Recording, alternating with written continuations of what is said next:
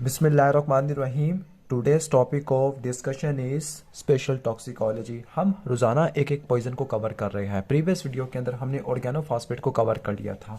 इस वीडियो के अंदर हम जिस पॉइजन को पढ़ने वाले हैं उस पॉइजन का नाम है कार्बन मोनोऑक्साइड। कार्बन मोनोऑक्साइड जिस कैटेगरी से बिलोंग करता है उसको एस्फिक्सिएंट बोलते हैं। कार्बन मोनोऑक्साइड एक एस्फिक्सिएंट पॉइजन है, ऐसा पॉइजन जो एस्फिक्सिया करवाएगा। इसके अलावा कार्बन मोनोऑक्साइड के अलावा दूसरे एस्फिक्सिएंट पॉइजन के अंदर कार्बन डाइऑक्साइड, हाइड्रोजन सल्फाइड और वार गैसेस आ जाती है। लेकिन इस वीडियो के अंदर हमने एक्सक्लूसिवली कार्बन मोनोऑक्साइड को कवर करना है।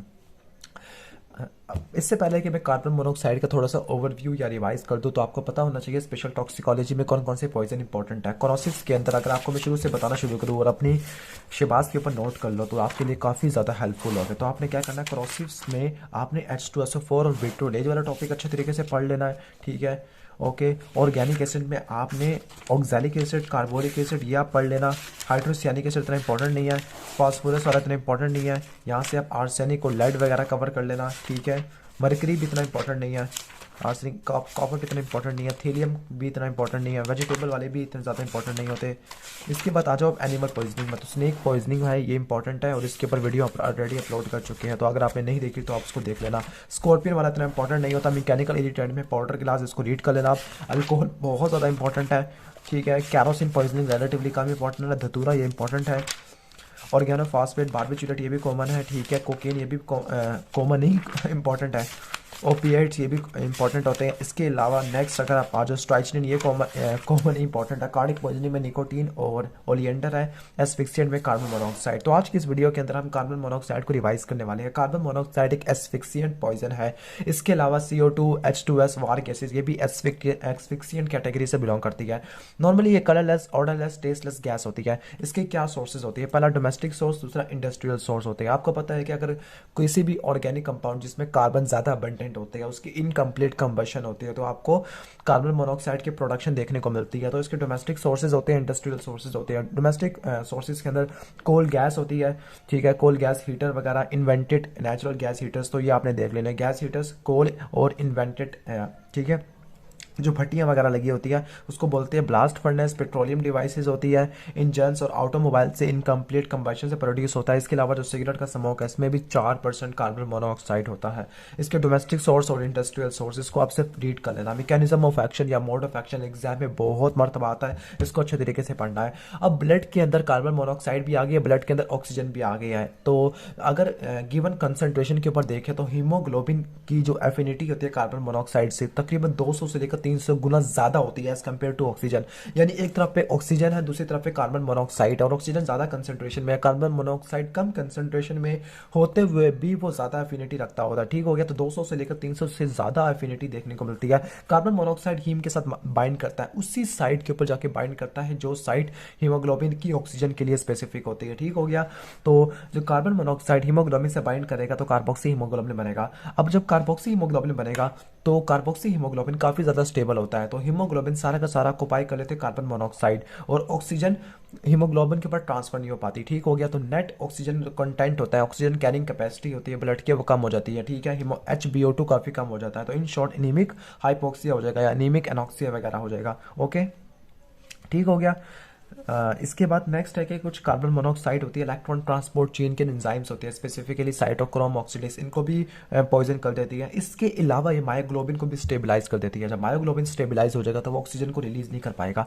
जब मायोग्लोबिन ऑक्सीजन को रिलीज नहीं कर पाएगा तो फिर टिश्यू के अंदर रिलेटिव क्या हो जाएगा, हाइपोक्सिया देखने को मिल सकता है। और अगर ऑक्सीजन बहुत ज़्यादा कम होगी तो उसको एनॉक्सिया बोलते हैं, ठीक हो गया। और एक बात आपको पता है कि पोस्टमार्टम एग्जामिनेशन करे तो कार्बन मोनोऑक्साइड के केस के अंदर चेरी रेड म्यूकोजा देखने को मिलता है। और एक बात कि ये ऑर्डरलेस होती है, ठीक है, इसका कोई ऑर्डर नहीं होता, ठीक है।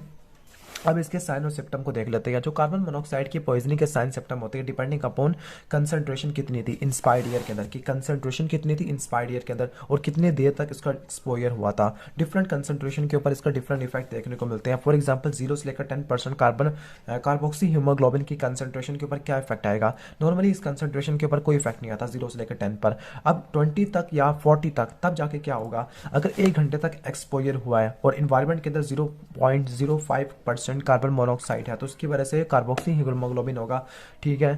ये सॉरी, अगर इन्वायरमेंट के अंदर इतना 0.05 है तो ब्लड के अंदर 20% से ज़्यादा हो जाएगा। इस कंसंट्रेशन के ऊपर आपको सर में दर्द देखने को मिलेगा, एक्सर्शनल डिस्निया हो जाएगा, सांस लेने में दुश्वारी होती है और नोजिया, वॉमिटिंग, इरिटेबिलिटी आ जाती है। 40 से लेकर 50 कार्बोक्सी हीमोग्लोबिन की कंसंट्रेशन के ऊपर चेस्ट के ऊपर पेन देखने को मिलेगा, रिस्पिरेटरी रेट बढ़ जाएगा, साइनोसिस हो जाएगा, जजमेंट पावर कम हो जाएगी, साइनोसिस है, पैलर हो जाएगा, जो फेस और स्किन का जो कलर होगा वो चेरी रेड होगा। बहुत इंपॉर्टेंट पॉइंट है, मैंने इसको एमसीक्यू करके यहाँ पे लिखा हुआ है, पास्ट में आ चुका है। 60% के ऊपर कोमा आ जाएगा, ठीक है, 60% पे कोमा आ जाएगा। क्यों? कोमा की वजह होगी सेरिब्रल एडिमा, कन्वलियन और हाइपरथर्मिया हो जाएगा। रेस्पिरेटरी फेल्योर भी हो जाएगा, क्योंकि आपको पता है कि ब्रेन स्टेम के अंदर वाइटल सेंटर्स होते हैं। इसके अलावा जो पल्मोनरी एडिमा की वजह से रेस्पिरेटरी फेल्योर, सेरिब्रल एडिमा की वजह से कोमा, कन्वलियन और हाइपरथर्मिया देखने को मिल सकता है। 70% के ऊपर सडन डेथ हो सकती है, 70%, ठीक है। 70 है, फिर 60 है, फिर 40 से लेकर 50 है, अप टिल 40 और 20। इसमें आपको जो माइल्ड साइन सिम्टम होती है, थ्रोबिंग हेडेक हो गया, एक्सर्शनल डिस्निया हो गया, नोजिया, वॉमिटिंग, इरिटेबिलिटी होती है, जबकि 10% तक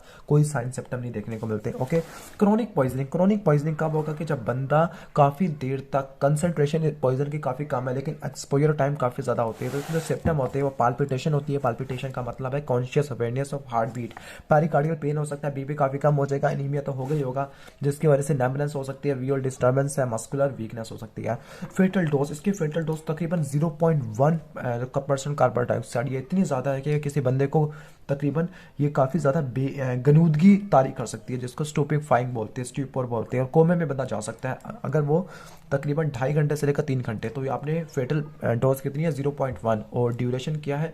ड्यूरेशन बिल्कुल वैसे ही है जैसे हमारा एग्जाम कितने घंटे का होता है, 3 घंटे का होता है, तो फिर आप 2.5 से लेकर 3 घंटे तक ड्यूरेशन होता है, और 0.1 ठीक हो गया। ओके, लेकिन अगर 1% कंसंट्रेशन है तो आपको स्ट्यूपोर और कोमा 1 से लेकर 20 मिनट में देखने को मिल सकता होता है। ट्रीटमेंट क्या होते हैं? ट्रीटमेंट, पहले एम्स ऑफ ट्रीटमेंट क्या होते हैं? एम्स ऑफ ट्रीटमेंट ये होता है कि सेरिब्रल और कार्डिक इस्कीमिया को रिलीव करना, इस्कीमिया को रिलीव करना। इसके अलावा कार्बोक्सी हीमोग्लोबिन को डिसोसिएट करवाना। तीसरा हमारा मेन मकसद क्या होगा? कार्बन मोनोऑक्साइड को एलिमिनेट करा दो और कार्बन मोनोऑक्साइड को रिप्लेस कर दो कार्बन डाइऑक्साइड से, ठीक है। तो कार्बन डाइऑक्साइड रिलेटिवली इतना टॉक्सिक नहीं होती, ज़्यादा से ज़्यादा क्या करेगी? पीएच को बढ़ा देगी बस, ठीक है। तो कार्बन डाइऑक्साइड को और ऑक्सीजन से उसको रिप्लेस कर दो। ओके, तो ट्रीटमेंट क्या होता है? सबसे पहले आपने विक्टिम को, जहाँ पे वो बंदा अनकॉन्शियस हुआ है, जहाँ पर वो रिलेटिवली उसको स्ट्यूपोर तारी हो गया था, गनूदगी तारी हो गई थी, सबसे पहले उसको पॉइजनिंग वाली एरिया से रिमूव करना है। फिर इसको 100% हाइपर बारिक ऑक्सीजन की एडमिनिस्ट्रेशन करनी है। इसकी वजह से होगा क्या कि कार्बोक्सी हीमोग्लोबिन की कंसंट्रेशन गिरना शुरू हो जाएगी 50% से कम। आर्टिफिशियल रेस्पिरेशन भी यूज कर सकते हैं, माउथ टू माउथ रेस्पिरेशन भी इस्तेमाल कर सकते हैं जब अपरेटस वगैरह नहीं होता। ब्लड ट्रांसफ्यूजन वगैरह ये भी एडमिनिस्टर कर सकते हैं, ठीक है। न्यू ब्लड वगैरह आ जाएगा। पेशेंट को रिलैक्स करना है, क्योंकि फिजिकल एक्टिविटी अगर करेगा पेशेंट, रिलैक्स नहीं होगा तो ऑक्सीजन डिमांड बढ़ जाएगी, हाइपोक्सिया ज़्यादा आगे साइन सिम्टम करवा सकते हैं सीवियर वाले। आगे वाइटल को मेंटेन करना, वाइटल के अंदर BP, respiratory rate, body temperature वगैरह आ सकते हैं, ठीक है। अगर एडिमा हो गया तो एडिमा को ट्रीट करने के लिए आपको पता है कि मैनिटोल यूज़ करते हैं। डायज़ेपाम जब उसको कन्वलियन हो गया, कन्वलियन स्टेज के अंदर होती है, ठीक है। एडिमा भी 60% के ऊपर देखने को मिलता है, तो एडिमा के लिए मैनिटोल, और जो कि डायूरेटिक है, डायज़ेपाम कन्वलियन के लिए। इसके अलावा कोई अगर इन्फेक्शन हो गया तो उसके लिए आप एंटीबायोटिक यूज़ करोगे। नॉर्मली 2 से लेकर 4 हफ्ते यानी 1 महीने का रेस्ट प्रोवाइड करना, ताकि न्यूरोलॉजिकल डिस्टर्बेंस को अवॉइड कर सके। पोस्टमार्टम फाइंडिंग क्या होगी? एक फाइंडिंग आपको बता दिया कि पोस्टमार्टम फाइंडिंग में चेरी रेड म्यूकोसा देखने को मिलेगा, ठीक है। Okay, specifically fair coloured people के अंदर। और इसके अलावा स्किन की एनॉक्सिक ब्लैबिंग देखने को मिलेगी, वो एरिया जहाँ पे फ्रिक्शन काफ़ी ज़्यादा होती है। फॉर एग्जाम्पल जो एक्जिला वाले पॉइंट्स हैं या तो ग्राउंड से कॉन्टैक्ट करते हैं, फॉर एग्जाम्पल फीट हो गया। इंटरनली विसरा चेरी रेड म्यूकोसा देखने को मिलेगा। सीरस इफुयन एडिमा वगैरह देखने को मिल सकता है, ठीक है। कंजेशन ब्रेन एडिमा वगैरह, पल्मोनरी एडिमा भी देखने को मिल सकता है। ब्रेन एडिमा और पल्मोनरी एडिमा की वजह से रेस्पिरेटरी फेल्योर, और ब्रेन एडिमा की वजह से कोमा, कन्वर्जन वगैरह, हाइपरथर्मिया हो सकते हैं। स्पेसिमेन आपने क्या कलेक्ट करना है? लिविंग बॉडी के अंदर आपने पेरिफेरल ब्लड को, और डेड बॉडी के केस में blood from both side of the heart, left heart और राइट हार्ट। इसके अलावा बोन मैरो का सैंपल लेना, और ट्रैकिया को भी देखना कि किसके अंदर कोई सूट पार्टिकल, कोल पार्टिकल तो नहीं है। अब यहाँ पे एक डिफरेंस लिखा हुआ है कि कार्बन मोनोऑक्साइड या हाइड्रोजन साइनाइड, इनकी पॉइजनिंग को किस तरह से डिफरेंशिएट करना है, इनके टॉक्सिक फाइंडिंग को।